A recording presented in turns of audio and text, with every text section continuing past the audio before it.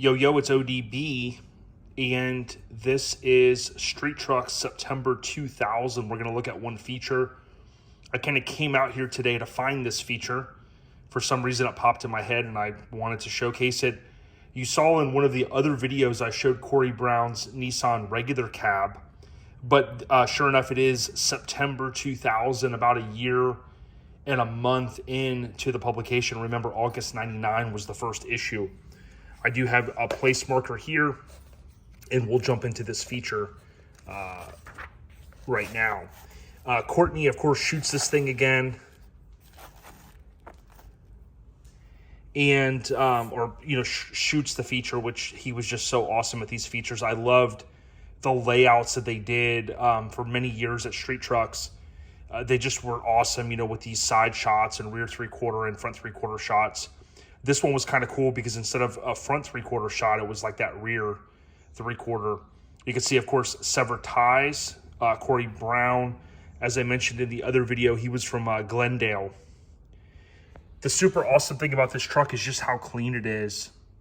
You'd see a lot of trucks that, didn't have full raised bed floors and things like that, rightfully so. But when you look at this, you just see how complete it looks with the hydraulics there in the bed.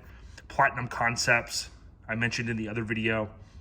95 Honda Civic seats. That was kind of a thing that people did in that era, was switching to different bucket seats. Maybe they had a bench. Maybe they wanted to go just with something different. It was a mod, basically. I have, I think there are Civic bucket seats in my 90 Mazda. You can see the Tangelo Pearl, which was a hot color, but really looks good with the subtle graphics. Does anybody know where this truck's at? Again, shout out to Mini Truckin, one word, where are they now, on Facebook. A lot of those kinfolk there, they chime in all the time.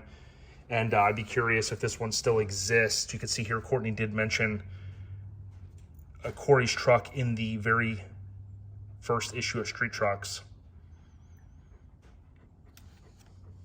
Some of these guys were tied at the beginning. Mason Rush, body dropped F-150 and some of those early trucks that Courtney was mentioning there. Awesome shot here, front three-quarter. You can see the rag top, just very subtle there, open. Just this look, obviously, to me, timeless. Really, really timeless. Nothing overly done. The subtle graphic on the hood. Some tweed in the interior. You can see the rag top there. Britex, I always say that wrong. I think that is now who is Legacy. I think people have told me. Cleanest hydraulic setups, totally agree. Pro hopper there. And the accumulators. Everybody talks about the accumulators, help it ride a lot better. My buddy Tony Boss Bolin had some from Hydraulics on his 68 Lincoln he recently sold.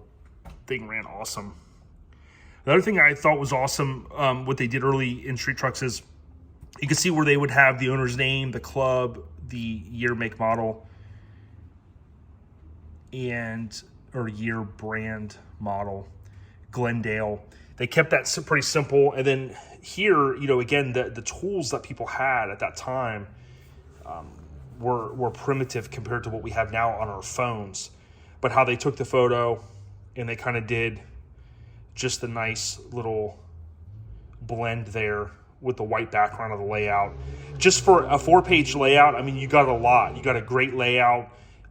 You got good insert photos, and you had a good write-up. So pretty awesome. But September 2000, higher ground. Cory Brown takes it to the next level with the completion of his latest Mini.